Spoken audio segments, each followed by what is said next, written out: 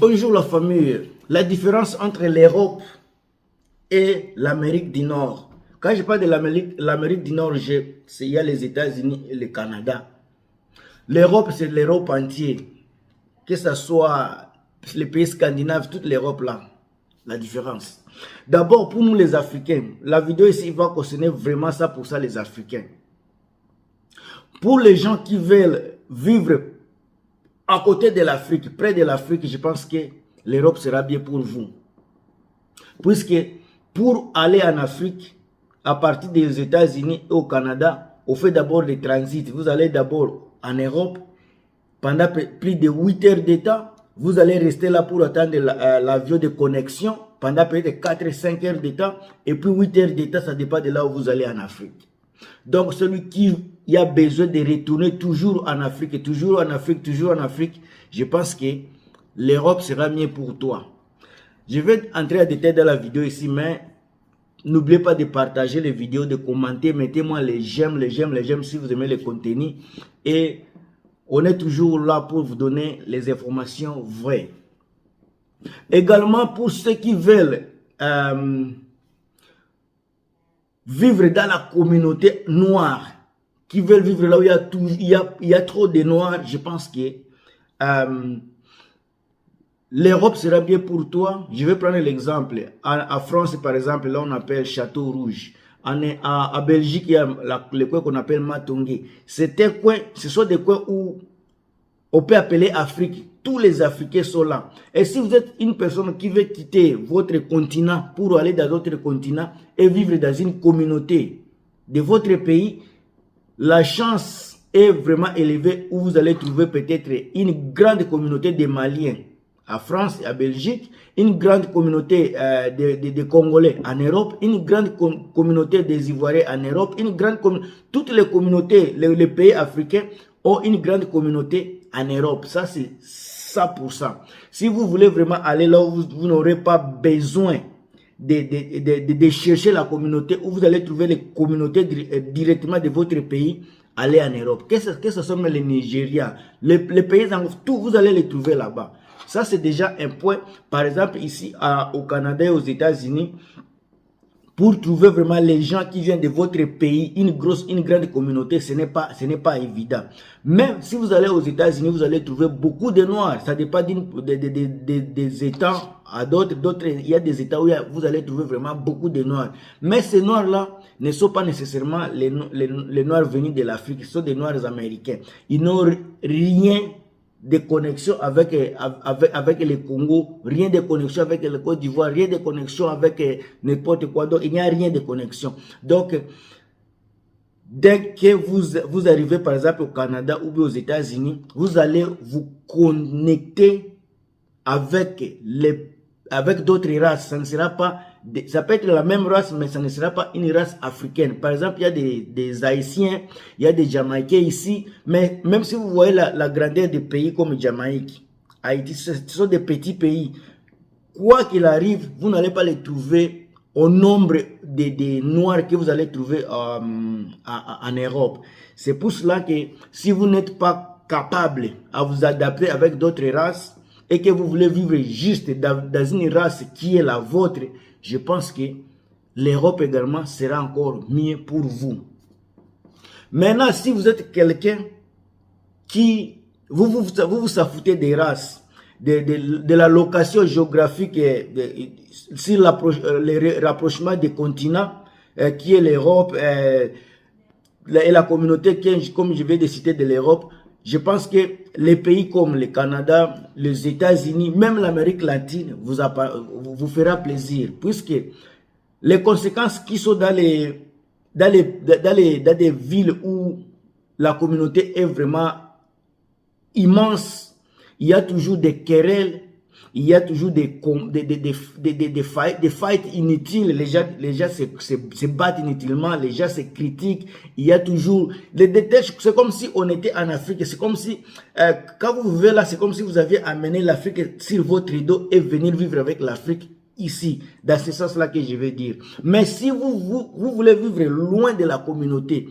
loin du continent, c'est parce que si vous travaillez ici aux États-Unis et au Canada, par exemple, si vous avez un job, vous serez toujours capable de vous déplacer, aller en Afrique. Mais ça ne sera pas pendant 8 heures de temps et le prix va être doublé puisque c'est presque double trajet par rapport à ceux qui sont en Europe. Alors, il faut être attentif, il faut faire des plans, il faut avoir des objectifs avant de sortir pour mieux savoir où vous allez vous situer pendant que vous faites une décision de laisser vraiment tout pour immigrer ailleurs. Mais il y a des personnes qui s'en foutent de cela, qui veulent seulement venir faire leur vie, commencer leur vie à zéro, essayer de nouvelles opportunités, faire de nouvelles aventures et essayer de la vie, goûter de la vie de partout. Ces gens-là, vous allez les retrouver maximum en Amérique du Nord, aux États-Unis, au Canada, puisque là, ces gens-là, ils sont déjà mentalement préparés qu'ils vont vivre avec d'autres races en général. Vous allez voir dans certaines provinces, par exemple ici au Canada, tu seras seul, peut-être dans tous tes quartiers, un seul noir. Tout ce qui est à côté de toi sont les Asiatiques, les Blancs, peut-être les gens de l'Amérique latine. Tu es seul noir dans les quartiers et tu te sens bien. Ce n'est pas parce que tu es seul que tu te sens, tu es menacé. Non, tu te sens bien, les gens t'adoptent. Vous vous adoptez puisque il y a les gens qui ressemblent aux Blancs, mais ce sont les Blancs peut-être de l'Australie, ce sont des Blancs peut-être de la Russie, ce sont des Blancs de l'Ukraine, de l'Ouzbékistan, ce sont des Blancs, il y a de l'Europe aussi. Donc vous êtes mélangés, donc tu vis. Maintenant, les avantages des gens qui sont aux États-Unis et au Canada sont celles-ci. Quand tu es à côté tu es entouré de personnes qui ne sont pas les tiennes, tu es obligé à focaliser sur tes objectifs. Tu es obligé à avoir des visions, puisque tu ne peux pas être la seule personne qui va échouer de toute la communauté là. Donc, tu es obligé à travailler, à réussir aussi comme ces gens-là. Donc, c'est pour cela, si vous suivez toutes mes vidéos que je fais souvent concernant où vivre de telles choses, j'ai toujours dit que la communauté noire qui vit dans la communauté anglophone, loin de la communauté restreinte, ces gens-là se retrouvent facilement et ces gens-là réussissent. Puisque maintenant, quand vous vivez là où il y a seulement, par exemple, les Blancs, ces gens-là, vous devenez des amis. Ces gens-là vont vous connecter. Vous allez travailler avec ces gens-là. Tout ce qu'il faut pour réussir, tu es obligé d'imiter leur façon de faire les choses. Si ils sont habitués à vivre avec des petits navettes, comme des petits pirogues, des bateaux, là, des moteurs, il y a beaucoup de gens qui en ont. Donc, tu seras obligé d'avoir les standards de vie qui est à ce niveau-là. Donc, tu seras mentalement soit sous-conscient, obligé de travailler et de vivre comme eux. Mais pendant que ceux qui sont dans la même communauté, qui sont entourés avec des Noirs, vous êtes là, vous parlez que de votre pays.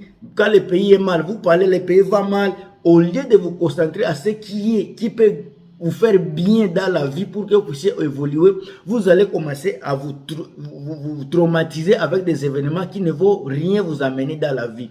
Je pense que les gens peuvent être contre ce point de vue-là, mais moi je pense que c'est un point de vue qui est également capital, parce que les gens qui vivent souvent dans des communautés qui ne sont pas les leurs, ces gens-là, vous allez les voir même en Europe, les gens qui sont à dehors de leur communauté, ces gens-là, ça sort mieux par rapport à ceux qui sont dans la même communauté. Dans la même communauté, quelqu'un de votre communauté, vous allez l'accueillir chez vous, c'est lui qui sera le premier à détruire votre foyer, c'est lui qui sera le premier à parler mal de toi. Donc, quand tu amènes quelqu'un dans ta vie, il te connaît, c'est lui qui va commencer à faire des médisances contre toi.